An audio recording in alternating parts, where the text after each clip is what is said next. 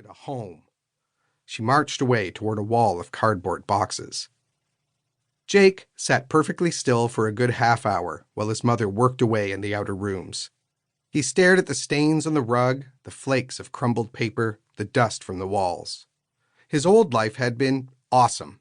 When he'd looked out of his old window of his suburban house, he'd seen trees and a big green yard. A wide paved driveway led to a wide paved road. Here, all he could see through the grimy window was the even grimier window of an even dumpier building. His old bedroom walls had been covered with posters of his favorite bands, baseball players, video gamers. His shoulders sagged. Gaming? That was gone. His video game setup was one of the things they'd sold to pay for the move. There he'd had high-speed internet, a first-class TV. Here, no TV. An old laptop that his mom used. High-speed internet? Jake laughed. His posters were rolled up in a cardboard tube. Apparently one of the stupid rules of this stupid building was that you couldn't put holes in the wall. No tacks, no nails. He stared at the cracked plaster and torn wallpaper. And they're worried about new holes? He snorted. What did his mom meant when she said, "Grandpa left me this place"? Who leaves an apartment to somebody? Great-grandpa hadn't even lived here. He'd lived in a house in a totally different city. Had he owned this place? That meant Jake and his mom did now, right? And if they owned it, why couldn't they put holes in their own walls? He was about to yell again, but a muffled sob from the other room stopped him short. It was a sound he'd heard a lot over the past few weeks. His mom had had what she called a great job as a legal secretary. That was gone. Her latest relationship? Over.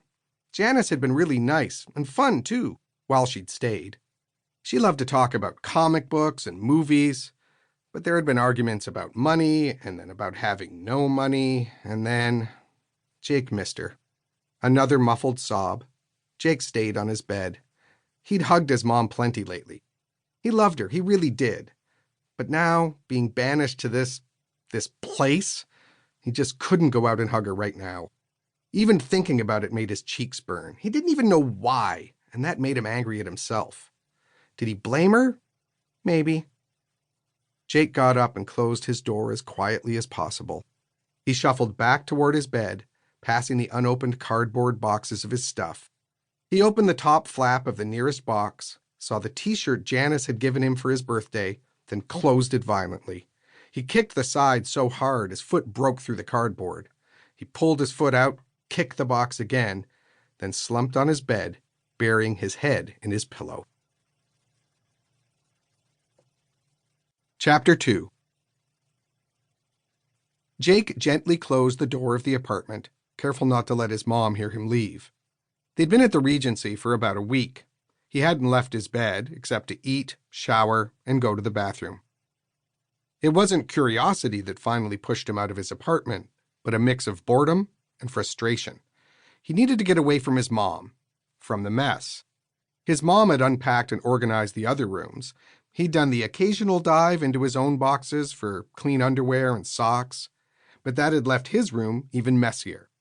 Putting away his things seemed to him like a sign this move was permanent.